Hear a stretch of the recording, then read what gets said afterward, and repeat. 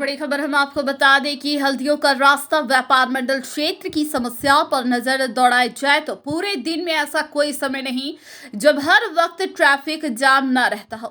ये इतना कीमती बाजार है कि जिसको लेकर व्यापारियों में हमेशा सुरक्षा का डर लगा ही रहता है।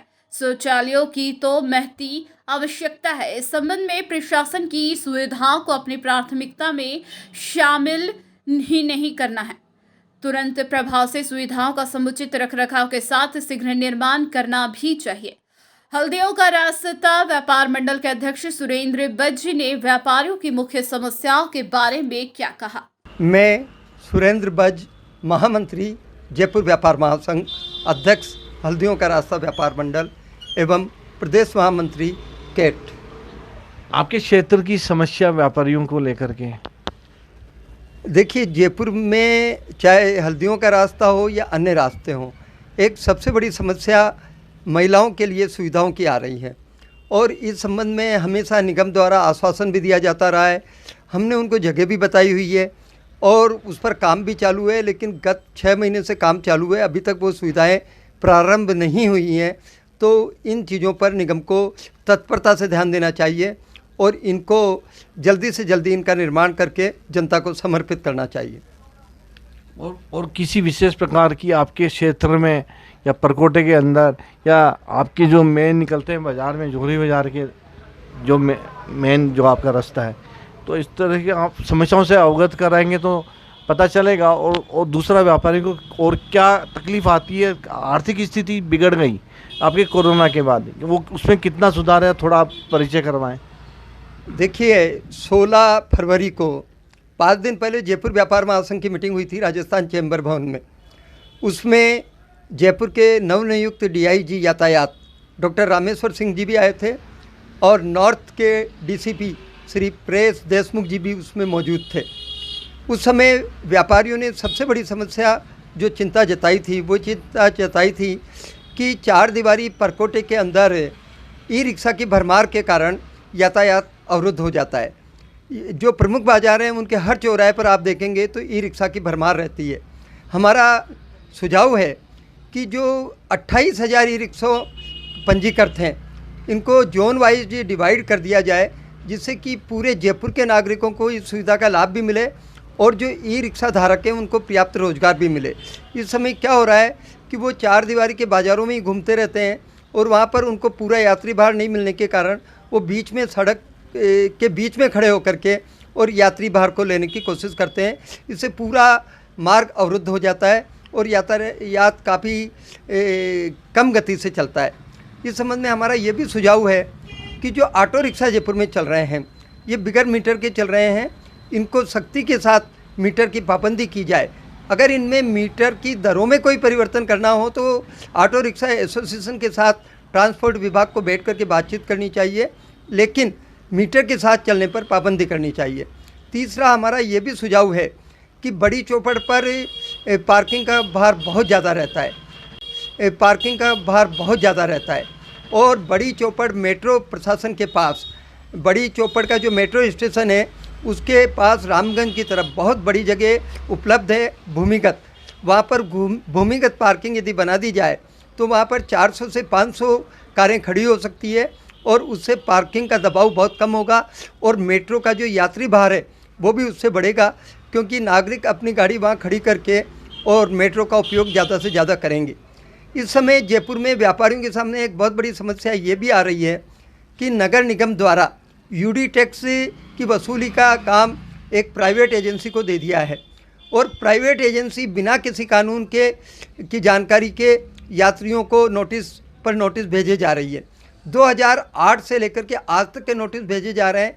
मेरी नॉलेज में जो आया है वो व्यापारी जो 2008 में जिसने दुकान भी चालू नहीं की उसको भी 2008 से नोटिस का दे दिया गया है। और इस तरह से बापू बाज़ार में एक व्यापारी का केस हमारे सामने आया, उनको 2,92,000 का यूडी टैक्स का नोटिस दिया है। अब आप बताइए, 2,92,000 एक छोटे से व्यापारी के लिए जो छोटी सी दुकान लेकर के बैठा है, नोटिस देना उसको एक तरह से परेशान करने के अलावा कुछ भी नहीं है, क्योंकि वो कोई उसका भुगतान तो करेगा नहीं, लेकिन उसको हरेसमेंट हो जाएगा और जो प्रशासनिक अधिकारी है निगम के, उनके सामने वो गिड़गिड़ाने जाएगा और उसका समय व्यतीत होगा। तो मेरा निवेदन ये है कि इसकी एक वाजिब पॉलिसी बनाते हुए जो वर्तमान में पॉलिसी है उसका पूरा ध्यान दिया जाना चाहिए।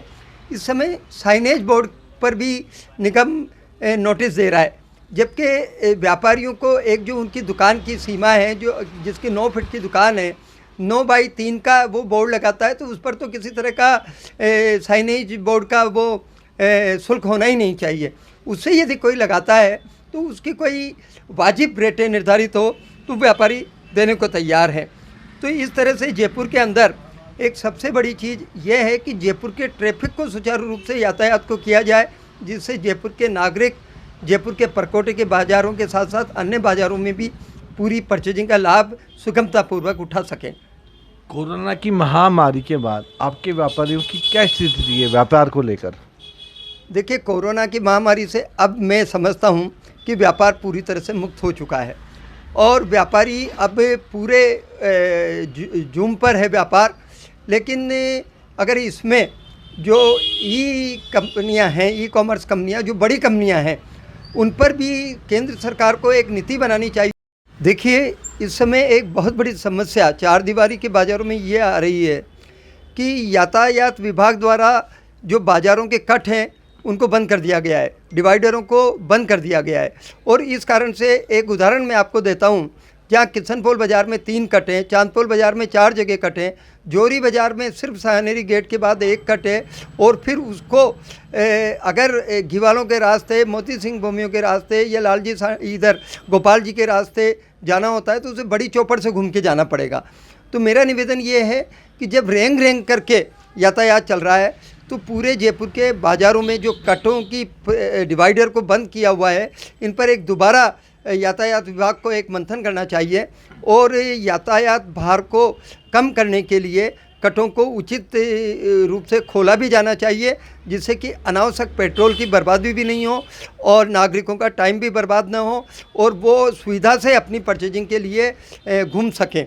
दूसरा, आज MI रोड जैसे प्रमुख बाज़ार में जहाँ पर कि लाइफ लाइन है जयपुर की, वहाँ पर भी छुट्टी के दिन भी, अवकाश के दिनों में भी वन वे किया हुआ है।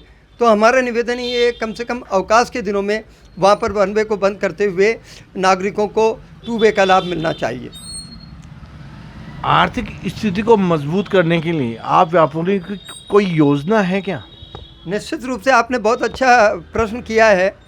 हम जगह जगह प्रमुख बाज़ारों में कार्निवल आयोजित कर रहे हैं। जो थोड़े समय पहले बापू बाज़ार में कार्निवल आयोजित किया गया, जयंती बाज़ार में कार्निवल आयोजित किया गया। इसी तरह जयपुर व्यापार महासंघ ये कोशिश कर रहा है कि सभी प्रमुख बाज़ार समय समय पर कार्निवल आयोजित करें ग्राहकों को आकर्षित करने के लिए, और निगम प्रशासन और यातायात भी उसमें हमें सहयोग देवे। Thank you sir. जय किशन ग्वालानी, उपाध्यक्ष व्यापार मंडल हल्दियों का रास्ता। हल्दियों का रास्ता मैं बहुत पुराना व्यापारी हूँ। 1970 से मैं यहाँ पर व्यापार कर रहा हूँ। उस वक्त यहाँ ट्रैफिक नहीं था। आज ये व्यापार मंडल इतना बड़ा हो गया है, यहाँ दुकानें इतनी चलने लग गई। दूर दूर से